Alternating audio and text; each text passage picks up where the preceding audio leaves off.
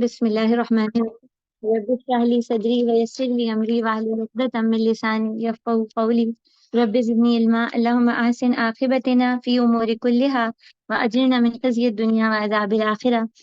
انشاءاللہ تعالیٰ آج ہم 22ویں پارے سے کچھ نکات دیکھیں گے، اور بات وہی ہے کہ ہم سب کے لیے یہ ضروری ہے کہ ان نکات کے حوالے سے بھی ان آیات کو ضرور کھول کے پڑھیں اور دیکھیں کہ اللہ تعالیٰ اس میں ہمیں کیا بات بتا رہے ہیں، کس طرح سے ہمیں اپنی زندگیوں میں ان چیزوں کو لے کے آنا ہے، اور دیگر بھی جو بھی صورتیں اس پارے میں موجود ہیں اس کے متعلق ہی حتی الامکان کوشش کریں۔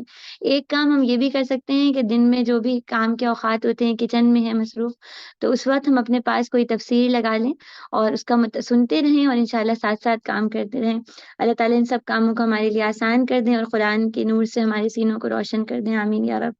سب سے پہلے آیت نمبر 32 کو ہم دیکھتے ہیں، اللہ تعالیٰ یہاں پہ کیا کہہ رہے ہیں۔ یا نساء نبی کہہ کے اللہ تعالیٰ فرما رہے ہیں، اے نبی کی بیویوں، تم عام عورتوں کی مانند نہیں ہو، اور اگر تم اللہ سے ڈرنے والی ہو تو دبی آواز میں یا نرم آواز میں یا شیرینی والی آواز میں بات نہ کیا کرو کہ دل کی خرابی میں مبتلا کوئی شخص کسی طمع میں مبتلا نہ ہو جائے، اور بات کرو تو معروف کے مطابق کرو۔ ویسے قولا معروفہ کی یہاں پہ اللہ تعالیٰ نے جو لکھا ہے قولا معروفہ، معروف طریقے سے بات کرو۔ ہم یہ دیکھتے ہیں کہ اللہ تعالیٰ نے ایک عورت کو بہت ساری طاقتوں سے نوازا ہے۔ جسمانی طور پہ عورت کمزور ہے، لیکن اللہ تعالیٰ نے اس کی کمزوری کو بہت ساری دیگر صلاحیتوں کے ذریعے بیلنس کر دیا ہے، اور یہی وجہ ہے کہ ایک نازک سی نرم و نازک خاتون جو جسمانی طور پہ کوئی طاقت نہیں رکھتی، معاشرے میں لڑنے کا کوئی فن نہیں جانتی، لیکن وہ قوی اور توانا مرد کے دل میں گھر بنا لیتی ہے۔ صحیح بخاری میں ایک حدیث ہے کہ نبی کریم صلی اللہ علیہ وآلہ وسلم نے فرمایا کہ اے عورتوں کی جماعت، تم صدقہ دیا کرو کہ جہنم میں تمہاری بہت زیادہ تعداد دیکھی ہے۔ انہوں نے پوچھا کہ ایسا کیوں ہے؟ تو اللہ کے رسول صلی اللہ علیہ وآلہ وسلم نے کہا کیونکہ تم لعن طعن کرنے والی ہو اور شوہر کی ناشکری ہو۔ اور پھر مزید فرمایا کہ عقل و دین میں ناقص ہونے کے باوجود میں نے تم سے زیادہ کسی کو بھی ایک عقل مند تجربہ کار آدمی کو دیوانہ بنانے والا نہیں دیکھا۔ یہ بہت غور سے پڑھنے والا جملہ ہے۔ وہ کون سی طاقتیں ہیں جو اللہ تعالیٰ نے ہمیں دی ہیں، جن کی بنا پہ ایک عقل و دانش والا شخص بھی خاموش ہو جاتا ہے، گرویدہ ہو جاتا ہے، چپ ہو جاتا ہے؟ وہ کیا چیز ہے؟ وہ عورت کے اندر موجود نرمی ہے، اس کا جمال ہے، اس کی آواز ہے، اس کے آنسو ہیں، اس کے جملے ہیں، اس کے جذبات ہیں، وہ ساری لطافتیں اللہ تعالیٰ نے عورت کے اندر جمع کر دی ہیں۔ اور انسان کا یہ مزاج ہے نا کہ جب کسی کے پاس کوئی طاقت ہوتی ہے تو وہ اس کا غلط استعمال کرنا شروع کر دیتا ہے۔ یہاں پہ یہی سکھایا گیا ہے کہ یہ طاقت جو اللہ تعالیٰ نے گھروں کو جوڑنے کے لیے، یہ صلاحیت جو اللہ نے گھروں کو جوڑنے کے لیے، دلوں کو جوڑنے کے لیے دی تھی، اس کا غلط استعمال نہ کرنا۔ اور وہ کیا چیز ہے جو ہمیں غلط استعمال سے روک سکتی ہے؟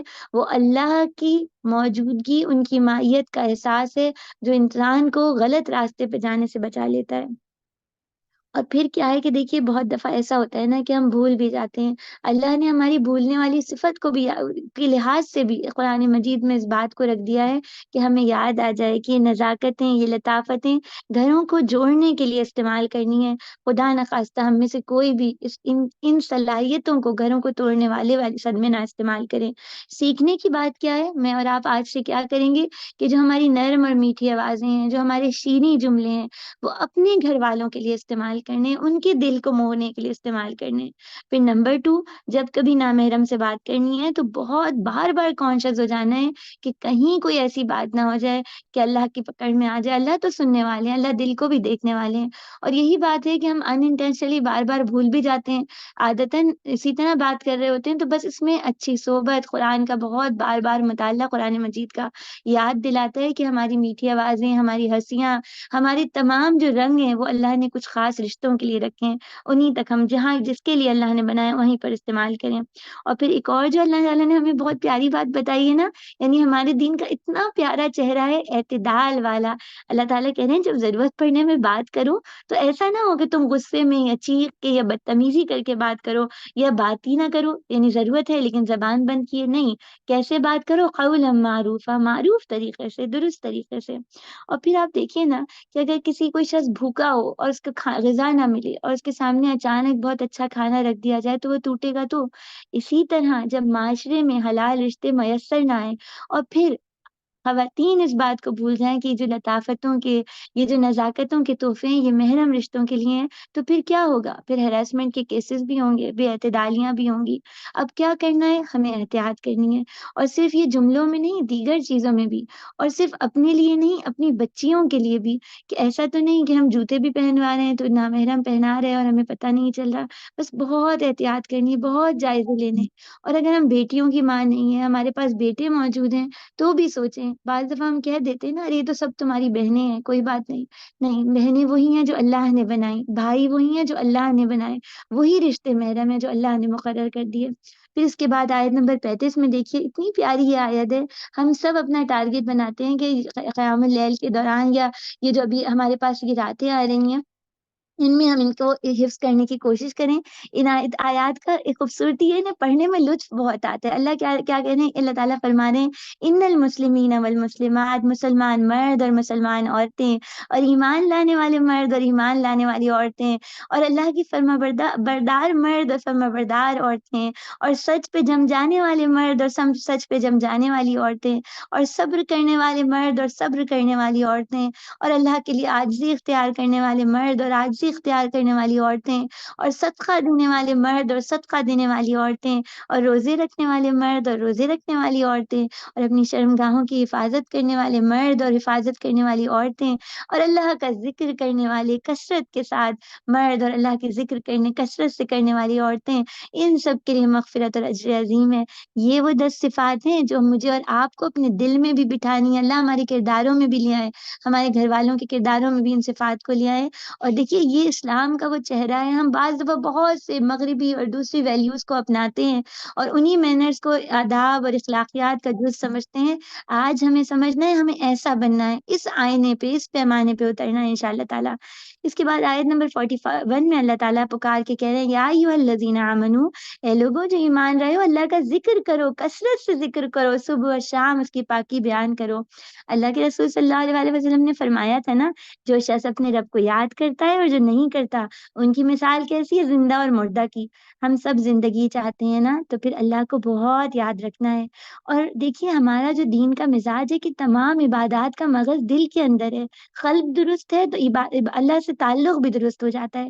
اور جو غافل دل ہوتا ہے، یعنی اللہ کی نشانیاں دیکھ کے بھی اللہ کو یاد نہیں کرتا، اپنے حال کی اصلاح نہیں کرتا، وہ دل کیسا ہوتا ہے؟ قرآن میں اللہ تعالیٰ بتاتے ہیں نا کہ آنکھیں اندھی نہیں ہوتی، یعنی اس کو اللہ کی نشانیاں نظر آتی ہیں، لیکن دل اندھا ہو جاتا ہے۔ اسے پتہ ہوتا ہے غیبت بری بات ہے، جھوٹ برا ہے، جو جو چیزیں ہیں، لیکن وہ پھر بھی کیے چلا جاتا ہے۔ تو یہ غافل دل کیسا ہوتا ہے؟ اس کی نشانی، اس کے سمٹم، اس کی علامات کہیں میرے اور آپ کے اندر تو نہیں ہے؟ کیسے پتہ چلے گا؟ اس کی ایک علامت یہ ہے کہ انسان کو ان کا اللہ کے ذکر میں لطف نہ آئے، اللہ کے ذکر سے اس کو سستی ہو۔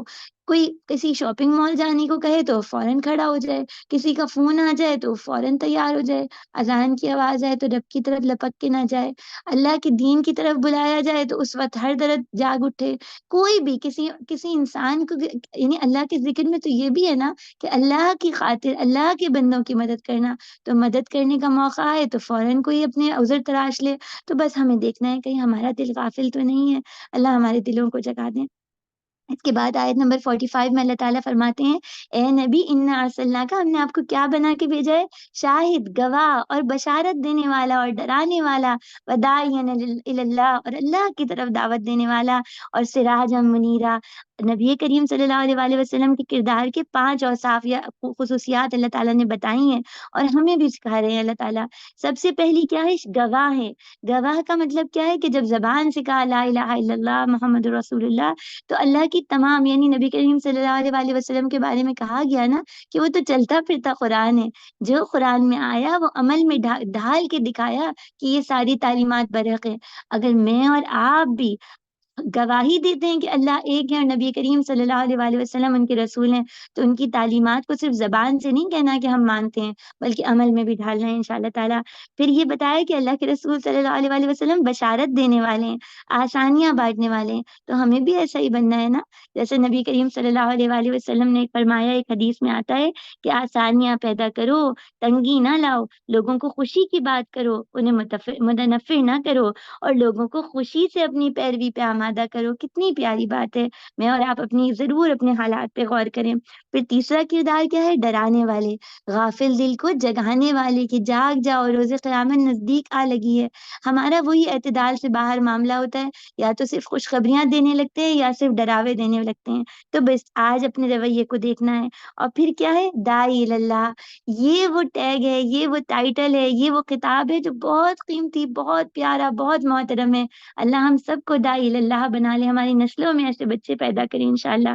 پھر اس کے بعد اللہ تعالیٰ کہتے ہیں سراجم منیرا، کہ ان کے آنے کے بعد تمام اندھیرے، کفر اور شرک اور رسومات اور تمام ازم سب کچھ مٹ گیا ہے، تو روشنی باقی ہے. اب میرا اور آپ کا یہاں پہ کرنے کا کام کیا ہے؟ اللہ کے رسول صلی اللہ علیہ وآلہ وسلم نے بتایا نا کہ ہم سب اپنے شوہر کے گھر پہ نگران ہیں. تو ہمیں دیکھنا ہے کہ یہاں میری ذمہ داری کیا ہے. صرف گھر میں موجود لوگوں کا پیٹ بھر دینا، انہیں اچھے لباس پہنا دینا، ہر چیز کو ڈیکوریٹڈ سجا کے رکھنا، یا کچھ اور بھی پوچھا جائے گا کہ کیا تم نے اپنے گھر والوں کو اور اپنے آپ کو آگ سے بچایا؟ پھر آیت نمبر 49 میں دیکھیں، بہت خوبصورت آیت ہے. یا ایھا الذین آمنو کہہ کے اللہ تعالیٰ آداب طلاق سکھاتے ہیں. اس کے اختتام پہ غور کیجیے. سرحن جمیلا، اگر جدائی ہے، الگ بھی ہونا ہے، تو کیسی خوبصورت جدائی. یہاں ٹھہر کے اپنے دین کی خوبصورتی ہمیں محسوس کرنی ہے. جب گھر ٹوٹنے لگے اس وقت بھی اللہ تعالیٰ منع کر رہے ہیں کہ اعتدال سے باہر رویہ نہ ہو. اور پھر ہوتا تو ہے نا، یہ بڑا مشکل کام ہے اس وقت صبر کرنا، درگزر کرنا، غلطیوں اور ظلم کو بھول جانا. لیکن اللہ کے رسول صلی اللہ علیہ وآلہ وسلم کی وہ بات یاد رکھنی ہے کہ انہوں نے فرمایا میں اس شخص کے لیے جنت کے اطراف میں گھر کی ضمانت دیتا ہوں جو حق پر ہوتے ہوئے جھگڑا چھوڑ دے. تو پھر یہ بہت مشکل کھائی ہے، لیکن اس کو اگر کہیں جدائی کے معاملے آ جائیں تو وہ بھی خوبصورت ہو، اور اگر مل کے رہنا ہے تو پھر تو کیا کچھ کرنا ہوگا. تو ہم سب کو اپنے کردار میں خوبصورتیاں لانی ہیں انشاءاللہ تعالیٰ. 56 میں اللہ تعالیٰ کہتے ہیں کہ اللہ اور ان کے فرشتے اللہ کے رسول صلی اللہ علیہ وآلہ وسلم پر درود و سلام بھیجتے ہیں. تو یا ایھا الذین آمنوا صلوا علیہ، اے لوگوں جو ایمان لائے ہو، تم لوگ بھی کیا کرو؟ نبی کریم صلی اللہ علیہ وآلہ وسلم پہ درود و سلام بھیجو. پھر کیا ہے کہ میں اور آپ دیکھیے، اللہ کے رسول صلی اللہ علیہ وآلہ وسلم نے فرمایا جو شخص مجھ پہ ایک مرتبہ درود بھیجتا ہے نا، اس پر 10 رحمتیں نازل ہوتی ہیں.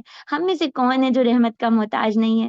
تو دن بھر جہاں موقع ملے درود شریف پڑھنا ہے، تاکہ رحمتوں کی بارش انشاءاللہ ہمارے دل پہ، ہمارے قلب میں، ہمارے حالات پہ ہو. اور پھر دیکھیے، ہم درود شریف تو پڑھیں لیکن ان کی سیرت سے غافل ہوں، ان کے طریقے کو بھول جائیں، تو یہ بھی تو اچھی بات نہیں. درود بھی پڑھنا ہے، سلام بھی پڑھنا ہے، اور ساتھ ہی ان کی سیرت سے سیکھنا اور اپنے آپ کو بدلنا ہے انشاءاللہ. پھر اس کے بعد آیت نمبر 59، اللہ کے رسول صلی اللہ علیہ وآلہ وسلم کہتے ہیں کہ کو مخاطب کر کے کہا گیا ہے کہ اے نبی اپنی بیویوں سے کہہ دیجئے اور اپنی بیٹیوں سے اور مومن خواتین سے کہہ دیجئے کہ جب باہر نکلیں تو چادروں کے گھونگھٹ ڈال لیں تاکہ پہچان لی جائیں اور نہ ستائی جائیں. ہم اپنا جائزہ لیں، ہم کیسے باہر نکلتے ہیں. یہ جو ہر طرف ہیرسمنٹ کی باتیں ہو رہی ہیں، کسی نے کسی کو دیکھ لیا، 10 سیکنڈ سے زیادہ دیکھ لیا تو اس کا مطلب یہ ہے کہ وہ بری نظر، پتہ نہیں کون کون سے قوانین. اصل بات یہ ہے کہ ہم اپنے دین سے دور چلے گئے. سمپل سادہ قاعدہ ہے کہ جب گھر سے نکلے تو اپنی لطافتیں، اپنی خوبصورتیوں کو ڈھانک لیں، ڈانپ لیں، ہر ایسی آنکھ سے چھپا لیں جس کو اللہ نے اجازت نہیں دی. تو بس میں اور آپ ضرور دیکھیں کیا ہم اس پر عمل کرتے ہیں، غور ضرور کریں.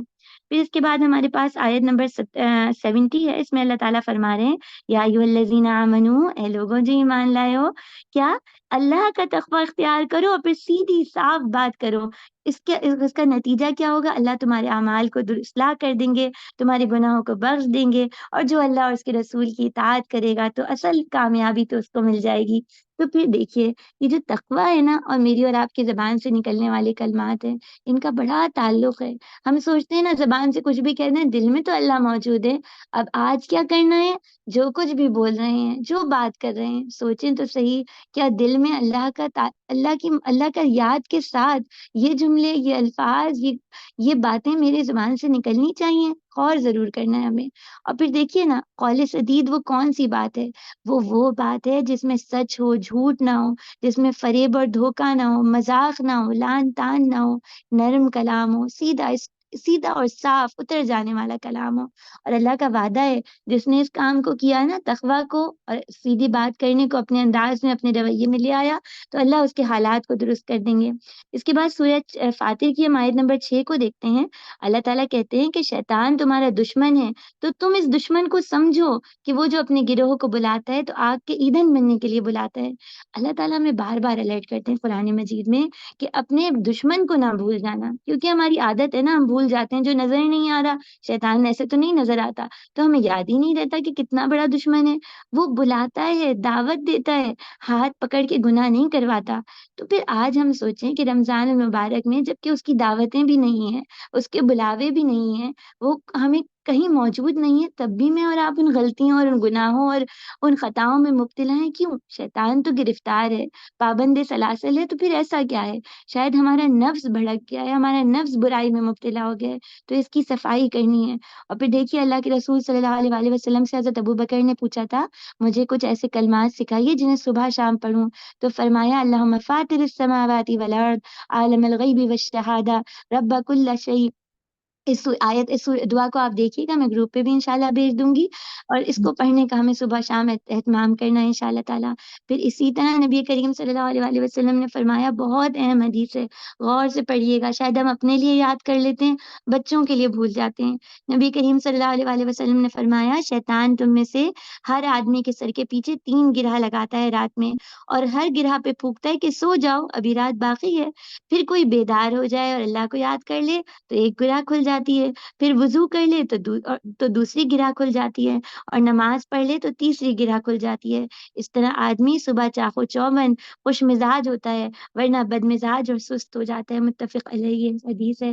تو مجھے اور آپ کو گراہیں کھولنی ہے، اپنی بھی اپنے اہل خانہ کی بھی۔ بس اب ایک آخری آیت سورہ یاسین کی آیت نمبر 20 ہے، بہت پیاری آیت ہے۔ اللہ تعالیٰ کہتے ہیں وجا، اور بھاگتا ہوا دوڑتا ہوا ایک شخص آیا شہر کے پلڑے کونے سے۔ انسان جب بھاگتا ہوا بےتابی سے آتا ہے نا، یا تو اسے کوئی بہت کسی قیمتی کسی عزیز سے ملنا ہوتا ہے، یا کسی کو بچانا ہوتا ہے، یا کوئی قیمتی شے پانی ہوتی ہے۔ یہ بھاگا بھاگا اس کونے سے کیوں آیا؟ اس بات پہ آیا، وہ کیا کہتا ہے؟ آ کے کہتا ہے اے میری قوم، رسولوں کی پیروی کرو۔ اللہ کو اس کا بھاگ کے آنا، اس کی پکار اتنی پسند آئی کہ اللہ نے اس کی چال کا انداز بھی محفوظ رکھا قیامت تک کے لیے، اور اس کی دعوت کے بھی، اس کے جو یہ دعوت دیتا ہے وہ بھی قرآن مجید میں محفوظ ہے۔ کیوں؟ کیونکہ اللہ کے دین کی طرف بلانے والے، اللہ کے رسولوں کے مشن کی دفاع کرنے والے، اس کے لیے اپنی جان مال کوششیں لگانے والے اللہ کو بہت پسند ہے۔ تو میں اور آپ اپنی زندگیوں کا جائزہ ضرور لیں، اور بس وہ حدیث یاد رکھیں کہ نبی کریم صلی اللہ علیہ وآلہ وسلم نے فرمایا تھا نا کہ اسلام اپنی ابتدا میں بھی اجنبی تھا اور بعد میں بھی اجنبی ہو جائے گا۔ خوشخبری ہے اجنبیوں کے لیے، یعنی جو اس دین پر چلیں جبکہ دین پہ چلنا مشکل ہو گیا، ان کے لیے اللہ کے رسول صلی اللہ علیہ وآلہ وسلم خوشخبری یا خوشی کی خبر دیتے ہیں۔ اللہ ہمیں دین پہ جما دے، ہماری نسلوں کو دین پہ جما دے، آمین ثم آمین۔ انشاءاللہ کل اسی وقت ملاقات ہوگی۔ السلام علیکم ورحمۃ اللہ وبرکاتہ۔ سبحانک اللہم و بحمدک، نشہد ان لا الہ الا انت، نستغفرک و نتوب الیک۔ السلام علیکم ورحمۃ اللہ وبرکاتہ۔